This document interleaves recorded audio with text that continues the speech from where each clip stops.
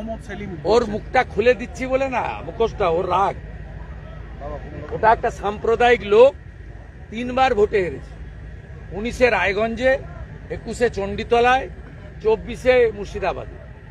ও যতবার দাঁড়াবে ততবার হারবে। ওর লজ্জা থাকা উচিত। ও বলছিল সিপিএম সমর্থক হরগোবিন্দ দাস, ওই আপনাদের মিডিয়ার সামনে বলছে হরসুন্দর দাস। এই যে আজকে যে পুলিশ খুন করলো হরসুন্দর দাস ও মমতার দালাল, মমতার এজেন্ট, মমতার কাছ থেকে মাসোহারা পায়। আজকে ব্রিগেড থেকে ঘুরে ও দাঁড়ানো চিটফান্ড থেকে সবচেয়ে বড় বেনিফিশিয়ারি।